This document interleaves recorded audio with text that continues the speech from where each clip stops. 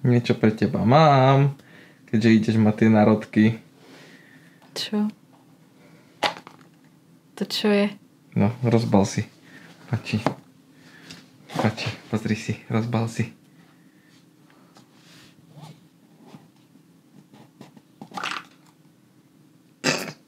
To čo je? Kľúčik od... Od garáže. Že sa môžeš nasťahovať ku mne. To je kľúčik od tvojho nového auta.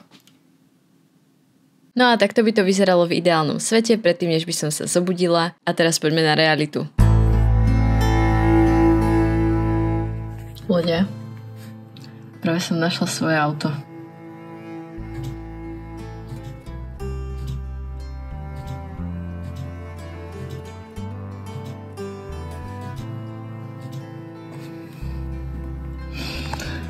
Snívala som o tom, že budem mať vlastný projekt auto. Dailinu už mám, no chcela som niečo, v čom sa budem môcť špárať. A nie hocičo, ale MX-5 aka Miata! 14. mája som ju našla a 16. štvrtok pred polnocou sme vyrazili na 1000-kilometrovú cestu do Nemecka.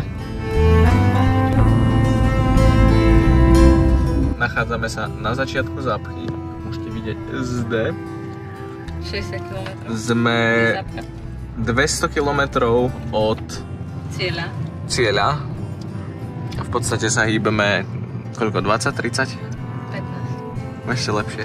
Cesta bola dlhá a únavná, hlavne keď sme prešli nemecké hranice, to bolo nekonečné, no stálo to za to. Čím sme boli bližšie, tým viac som si začala uvedomovať, že ja si tam idem fakt po svoje nové auto. Prečo je v tvojom telefóne krajší obraz ako je v realite? Iba na Paríž.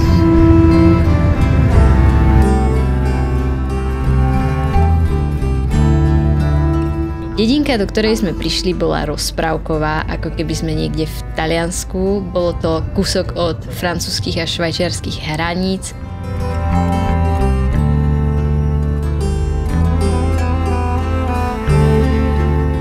Preboha, to kde býva? Tam dole vlastne. Vyričná Miata.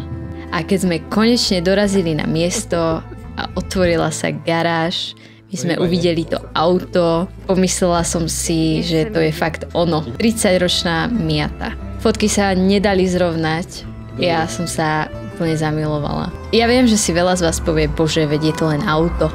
Ja som si skrátka splnila svoj sen, rozplakala som sa a stále nemôžem uveriť tomu, že sme po ňu šli. Pocity? Nemám slov. Samozrejme nás čakala ešte dlhá cesta domov, takže sme vybavili všetky papierovačky a sadla som za volant. Ale musíš kričať! Bola som najkomunikatívnejšia vo svojom živote.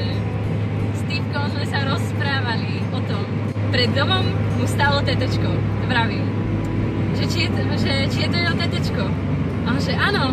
A ja že a ja mám tetečko. On na mňa pozrel. To vážne. A ja že áno. A proste, chápeš? Typek má také isté auto ako ja.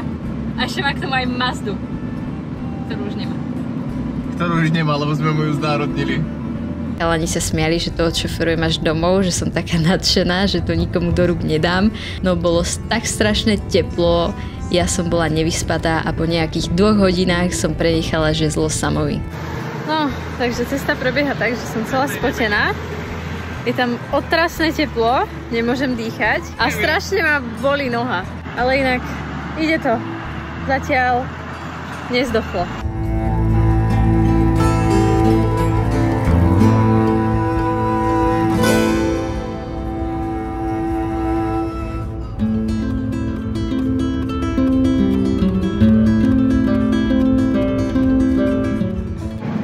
Som extrémne unavená, vyčerpaná. Sa mi spať. A za chvíľku ideš šoférovať. Ešte 237 km. Čo? Jakže ja mám odšoferovať ešte 200? Nie. Ja odšoferujem do Čiech a ty potom si dáš zase session šoferovaciu.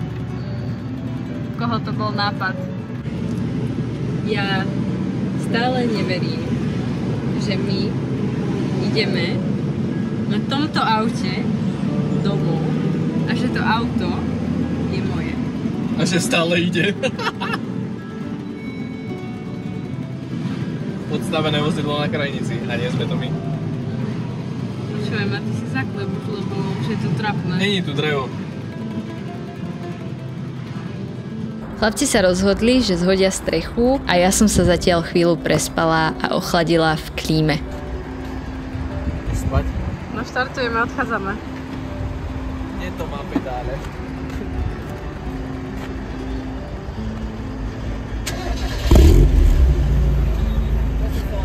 Áno.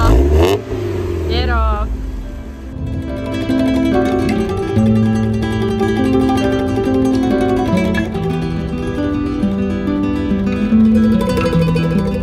Asi po pol hodine začalo liať, takže museli zatvárať. Cesta domov bola dlhá, striedali sme sa so Samom asi každé 2 hodiny na Mazde, zažili sme nespočetné množstvo nemeckých kolón a jednu aj v Čechách. Zápcha, číslo, už nemáme nikto tušenie koľka.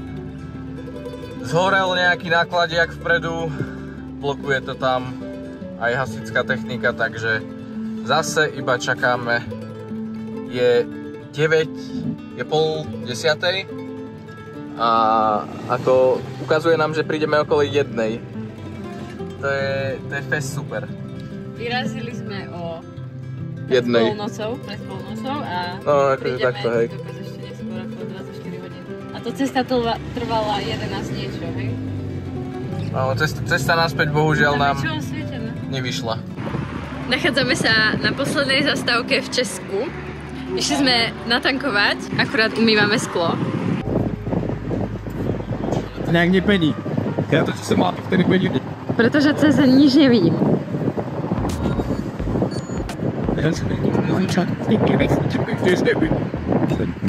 Bože, to je dobrá vec. Bože, také nemáme doma. Na čo? Bože, také niekto nemá niečo doma. Nemáš ruky? Ale teba. Ja, že myslíš? Toto. No ďakujem. No daj.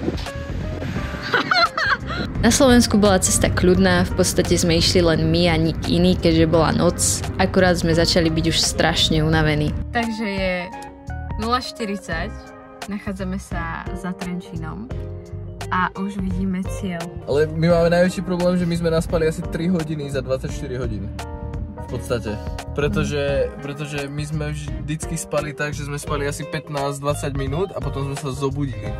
Sme na poslednej benzínke, už tankujeme posledný benzín a rútime sa domov, už len hodina cesty odtiaľto. Vďaka Bohu bola cesta úspešná, nič sa nám ani autám nestalo. Konečne stojí v našej garáži a nemohlo to dopadnúť lepšie. Určite to nie je posledné video s touto kráskou, je sa na čo tešiť.